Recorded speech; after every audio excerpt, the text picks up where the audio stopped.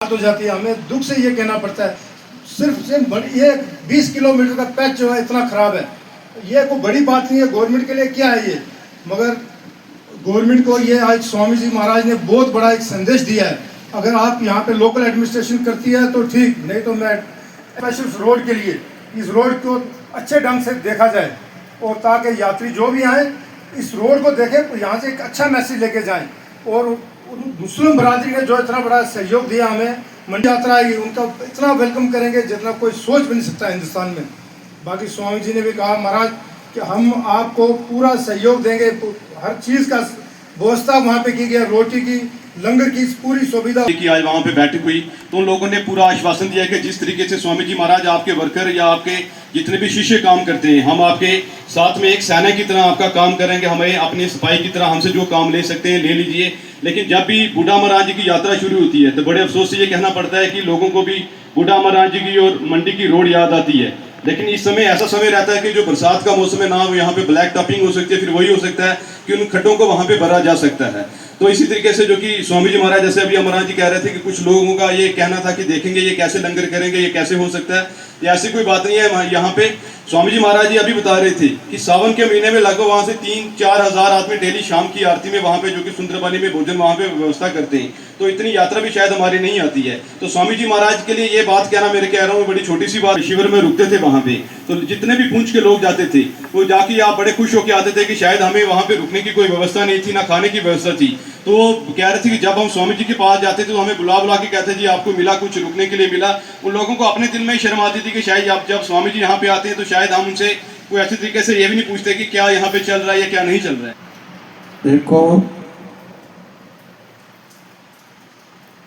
हमारा हर वर्ष की तरह से ये बात नहीं कि यहीं की है, वैसे ही मनुष्य का दायित्व है, फर्ज है। और जो लोग बुद्धिजीवी होते हैं, आत्मा की शरणागति होते हैं, जो धर्म की रक्षा करने वाले होते हैं, जो दैवी संपत्ति को लेकर के, गुणों को लेकर के जन्म लिए होते हैं। भगवान गीता में कहते हैं, सुना भगवान से दैवी संपत्ति के गुण और अहिंसा, तप, दान, आर्ज इत्यादि, और आसुरी संपत्ति को भी सुना, हिंसा, अशुचि इत्यादि। अर्जुन के मन में शंका होती है। भगवान कहते हैं दैवी संपत्ति को लेकर जो जन्म लिया है, निश्चित है कि उसका कल्याण होगा, भव सागर से पार होगा और मुझे प्राप्त होगा। और आसुरी संपत्ति वाला जो गुण लेकर जन्म लिया है, यहाँ पर आसुरी संपत्ति गुणों की तरह से सोच रखता है, उसका विनाश, महाविनाश होगा। अर्जुन के मन में होती है शंका कि मैं कौन सी संपत्ति को लेकर जन्मा हूं।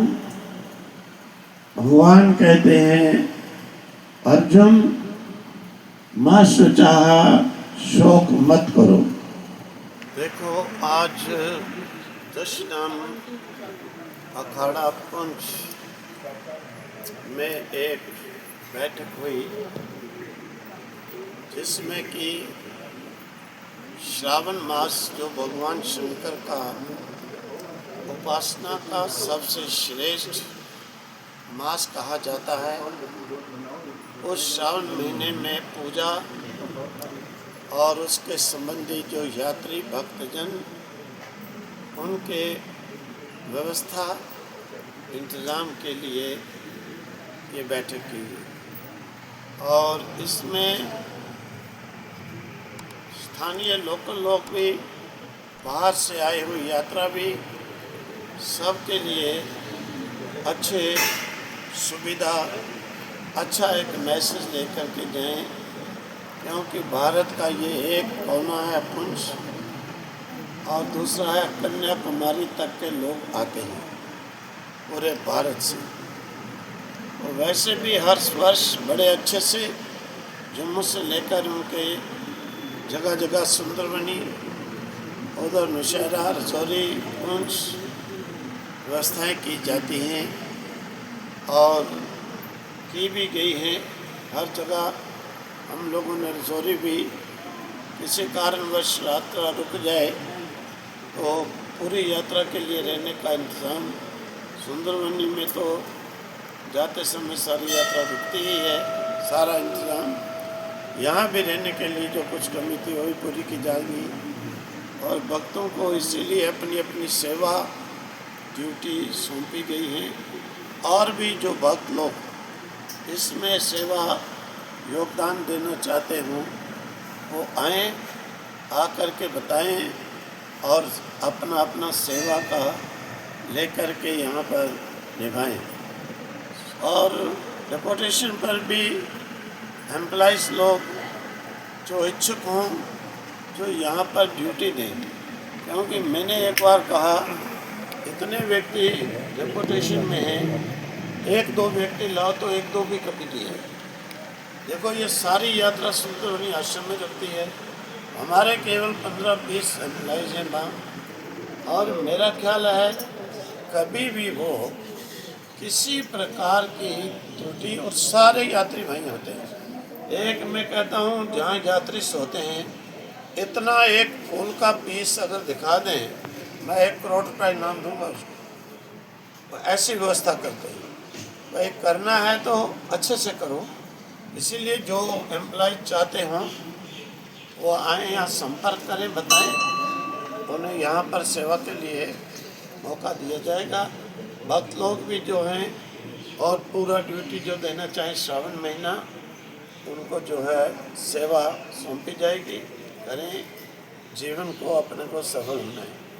और बहुत अच्छी बात है कि यात्रियों का कारण आना, सारे देश का आपस में मिलन हो जाना, और बहुत अच्छा है। सबको बहुत बहुत इस यात्रा के अवसर पर, छड़ी के अवसर पर शुभकामनाएं, शुभ आशीर्वाद। तो आज लोग इतने दुखी हो गए कि उनको कहना पड़ा कि हम आपस में ही कलेक्शन करके लैपटॉप करा दें। ऐसा भी चला, सब ने कहा लगभग।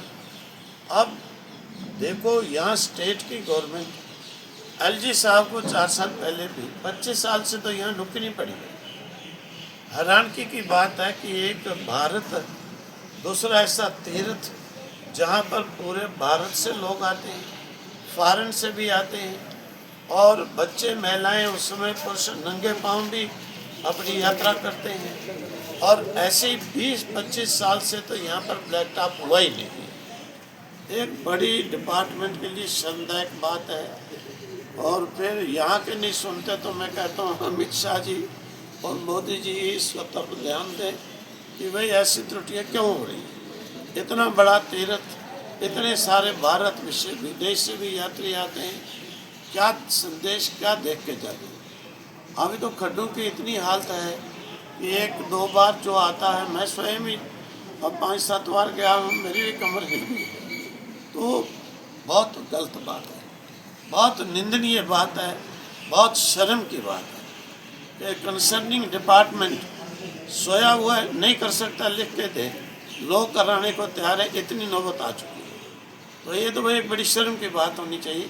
क्या भारत सरकार इतनी गरीब सरकार हो गई, इतनी गिरी हुई हो गई? ये 20 किलोमीटर की रोड के लिए 25 साल में एक बार भी नहीं। ऐसा नहीं होना चाहिए।